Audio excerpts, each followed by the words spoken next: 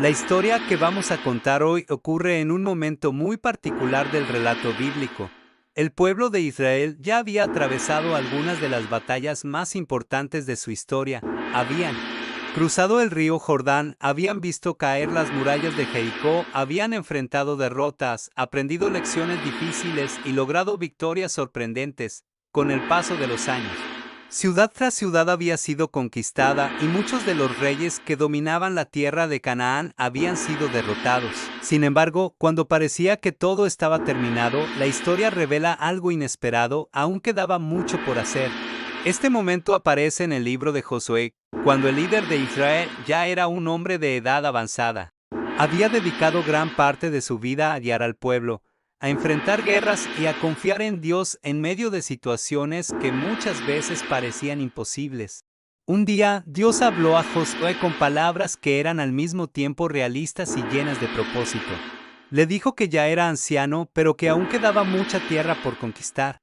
Aquella declaración era sorprendente. Después de tantas batallas, después de tantas ciudades tomadas, todavía existían territorios que no estaban bajo el control de Israel. No era que las victorias anteriores hubieran sido pequeñas o insignificantes. De hecho, el pueblo había logrado derrotar a muchos reyes poderosos y había quebrado el dominio de varios grandes centros de poder en la región. Pero Canaán era una tierra amplia, diversa y llena de pueblos distintos. Algunos territorios seguían siendo gobernados por naciones fuertes. Entre ellos estaban los filisteos, que habitaban en la franja costera del Mediterráneo. Los filisteos eran conocidos por su organización militar, sus ciudades fortificadas y su habilidad en el uso del hierro. Sus ciudades principales incluían lugares como Gaza, Asdod, Ascalón, Get y Ecrón. Estas ciudades formaban una especie de confederación poderosa que dominaría gran parte de la historia posterior de Israel. También quedaban territorios al norte, regiones montañosas y zonas cercanas al Líbano que todavía no habían sido completamente sometidas. Algunas de estas áreas eran difíciles de conquistar debido a su geografía, mientras que otras estaban habitadas por pueblos con gran experiencia militar. Cuando Dios habló a Josué sobre estas tierras pendientes, no lo hizo para desanimarlo, sino para mostrar que la historia aún no había terminado. En lugar de ordenar una nueva campaña militar inmediata, Dios dio una instrucción diferente. La tierra debía ser repartida entre las tribus de Israel como herencia. Incluso si algunas regiones aún no habían sido conquistadas completamente. Este detalle es importante porque muestra una transición en la historia. Durante años, el enfoque había estado en las campañas militares dirigidas por Josué, pero ahora comenzaba una nueva etapa.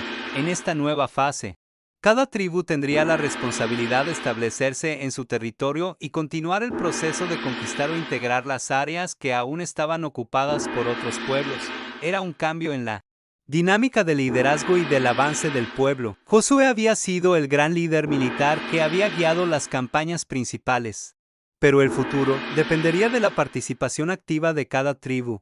El primer paso en este proceso fue reconocer las tierras que ya estaban asignadas al este del río Jordán, antes de cruzar hacia Canaán. Algunas tribus habían pedido quedarse en esas regiones.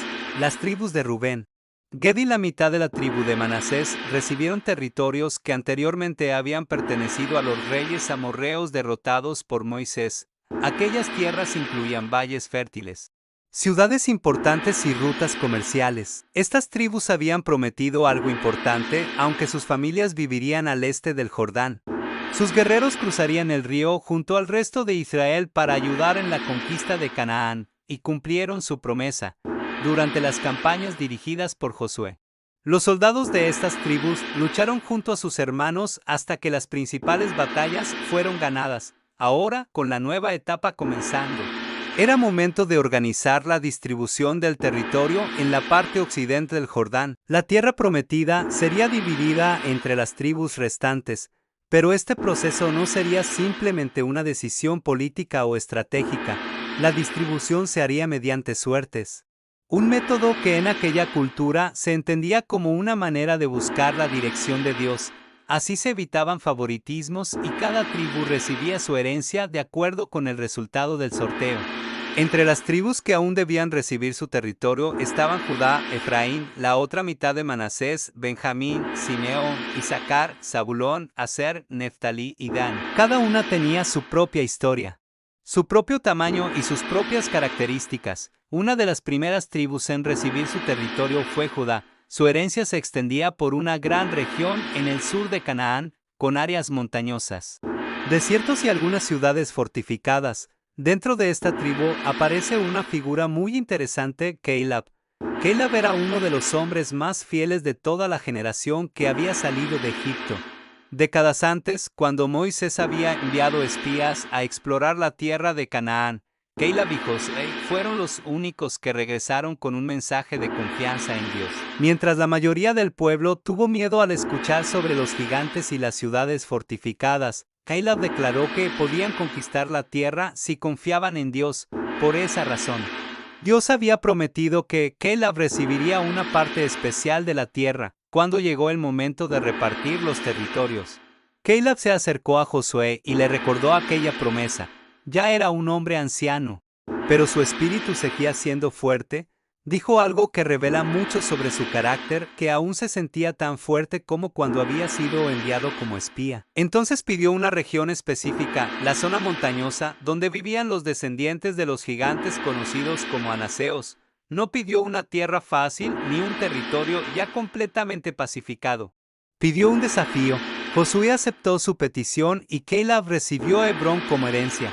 Más tarde logró conquistar la región, demostrando que la fe y la determinación no dependen de la edad. Mientras la tierra se iba distribuyendo, también aparecieron desafíos. Algunas tribus lograron establecerse con mayor facilidad, mientras que otras encontraron dificultades para expulsar a los pueblos que aún habitaban en ciertas ciudades. En algunos casos, los israelitas permitieron que los habitantes originales permanecieran en la tierra, convirtiéndolos en trabajadores forzados en lugar de expulsarlos completamente. Esta decisión, que parecía práctica en el momento, tendría consecuencias en el futuro. Con el tiempo, la presencia de estos pueblos influiría en la cultura, la religión y las decisiones del pueblo de Israel. El proceso de asentamiento fue complejo. No se trataba solo de ganar batallas, sino de construir ciudades, cultivar tierras, establecer caminos y formar comunidades estables. Cada tribu debía aprender a organizarse, a defender su territorio y a convivir con la realidad de que aún existían pueblos vecinos con culturas y creencias diferentes. En medio de todo esto, Josué continuó guiando al pueblo con sabiduría. Sabía que la tarea no terminaría durante su vida. Lo importante era establecer una base sólida para las generaciones futuras. La historia de los territorios pendientes nos enseña algo muy importante, incluso cuando se logran grandes victorias. Siempre pueden quedar desafíos por delante. El progreso no siempre significa que todo esté terminado. A veces significa que se ha avanzado lo suficiente para comenzar una nueva etapa. También nos muestra la importancia de la responsabilidad individual dentro de una comunidad. Mientras que las primeras campañas fueron dirigidas por un líder central, ahora cada tribu debía asumir su parte en la tarea de establecerse en la tierra. La historia de Caleb también nos recuerda que la fe y el coraje pueden mantenerse a lo largo de toda la vida, después de décadas de espera. Caleb no buscó comodidad, buscó cumplir el propósito que Dios había puesto delante de él. Al final de esta etapa, el mapa de la tierra prometida comenzó a tomar forma. Las tribus se establecieron en diferentes regiones, cada una con su propia identidad y su propia misión, pero la historia deja claro que el trabajo no había terminado completamente. Las generaciones futuras tendrían que seguir enfrentando desafíos, tomando decisiones y aprendiendo a confiar en Dios en medio de circunstancias cambiantes. Así, la historia de los territorios pendientes no es simplemente un registro geográfico, es una historia sobre transición, responsabilidad y esperanza. Es el momento en que un pueblo que había vivido como nómada comienza a convertirse en una nación establecida. Es el momento en que las promesas empiezan a tomar forma en la vida cotidiana, en campos cultivados, en ciudades habitadas y en familias que comienzan una nueva vida en la tierra que habían esperado durante tanto tiempo. Y aunque todavía quedaban desafíos por delante, el camino ya estaba abierto. La historia, que comenzó con una promesa a Abraham, continuó con la liberación de Egipto y avanzó con las batallas de Josué.